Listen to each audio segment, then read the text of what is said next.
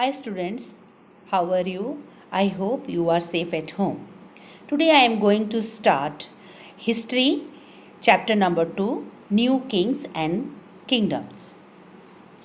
Everybody take out your textbook of History, chapter number 2. In this chapter, we are going to start with many new dynasties emerged after the 7th century. Map 1 show the major ruling dynasties in different part of the subcontinent between the 7th and 12th century. As you see in this map, Chamans, Gujjar Pratihar, Rashtrakuts, Kadamba, these are the new dynasties formed that time. Palas. So, Chamans, nowadays Chamans, where is Chamans now? In Rajasthan. And Gujar Pratihar also near to Gujarat and Rajasthan. And Rashtrakuta in Karnataka. And Palas is in West Bengal. So as you see the map clearly in your textbook. So many new dynasties and rulers emerged after the 7th century. What is the meaning of dynasty? A family of rulers who rule over a country for a long period of time. Okay, a family of ruler who rule over a country for a long period of time is called dynasty. And now next is kingdom. Any country which is ruled by a monarch is considered to be a kingdom. Any country has ruled by a king or queen is considered to be a monarch. Okay. Empire. An empire can be said is a large kingdom. It is traditionally larger than a kingdom and may consist of many different religions and nations under its control. These regions and nations may be far away from the head of the kingdom. It's called, for example, at the height of its power, the British Empire ruled England, Scotland, Wales, India, the West Indies, Australia, and North America. These are the key points of this chapter: dynasties, kingdom, empire. So, when the emerge of new dynasties, by the 7th century, there were big landlords or various chiefs in different regions of the subcontinent. These are called Samantas. Okay, who were Samantas? By the 7th century, there were big landlords, various chiefs, subcontinent of existing kings, provide military supports. They are providing the military support and attend king's court. And they gained power and wealth. They declared themselves as Mahasamanta, Mahamandeleshwara. Sometimes they asserted their independence from their overlord. That time, the three new kingdoms happens: Gujjar Pratihara, Rashtrakuta, and Chamans. So we are discuss about these kingdoms.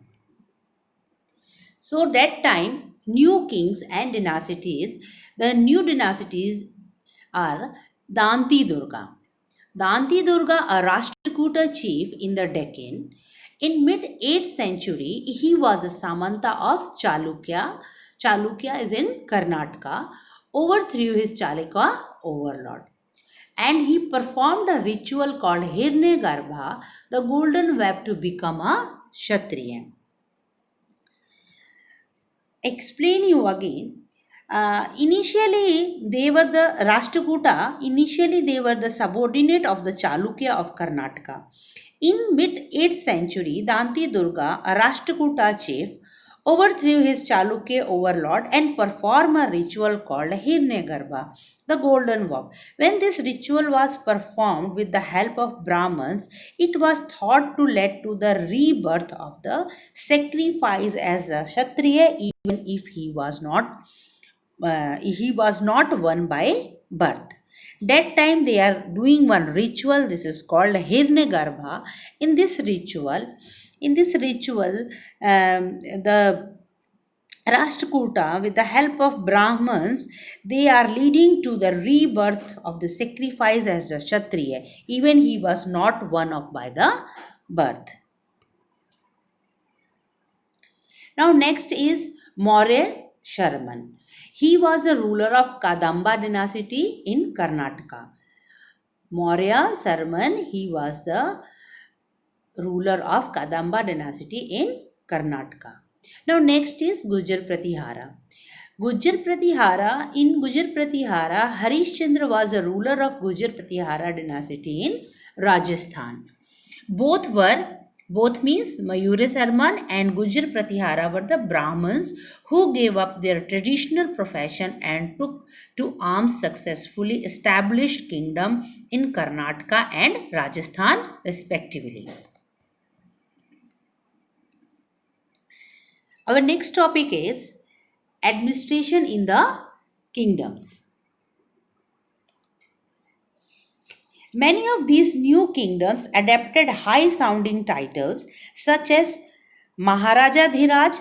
Maharaja Dhiraj means overlord of the king, and Tribhuvan Chakravarti means lord of the three worlds.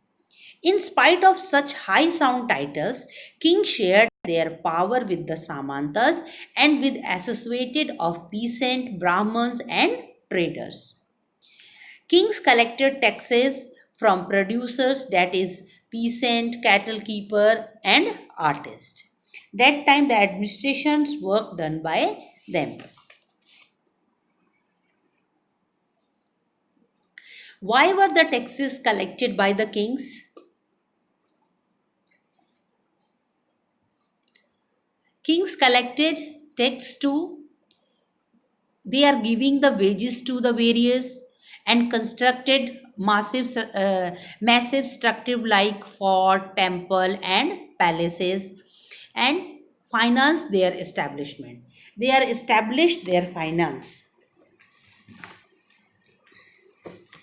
Explain you again.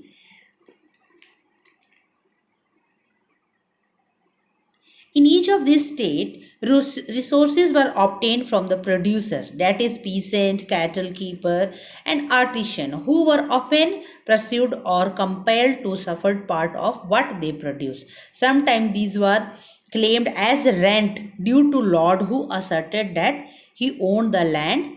Revenue was also collected from traders. Okay, because the peasant give the revenue and the king use that revenue for their armies, and they can construct the massive fort, temple and palaces. Now our next topic is Prashasti and land grants. What is the meaning of Prasasti? Prasasti were Sanskrit poems written by Brahmins in praise of kings. Prasasti were Sanskrit poems written by Brahmins in praise of kings. They contain details which may not be literally true. They tell us how ruler wanted to depict themselves as violent, victorious and warriors. Kalhana composed his Prasasti for history of kings who ruled over Kashmir. Okay, Kalhana composed his Prashasti for history of kings who ruled over Kashmir. So, what is Prashasti? Prashasti were Sanskrit poem written by Brahmins in praise of kings. Literally, it was not true. What are land grants? What are land grants? That time, kings often rewarded Brahmins by grant of lands. These were recorded on copper plates which were given to the people who received lands. Okay, kings often rewarded Brahmins by grant of lands. These were recorded on copper plates which were given to the people who received lands.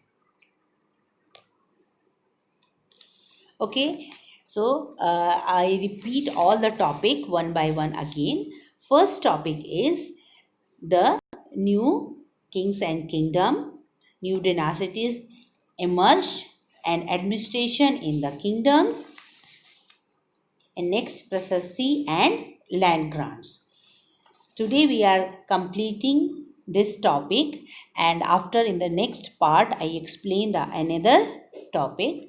So today's assignment is define these terms: who were Samantas, Prasasti, Hiranyagarbha, and paste a map and mark on major kingdom in 7th and 12th century. It is given in your textbook, page number 16.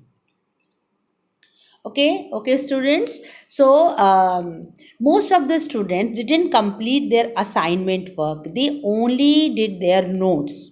Okay, so next time you have to complete your assignment work also, as well as notes also. That's all about this session. If you have any doubt, please call me on my number. We will meet again in the next session. Thank you so much.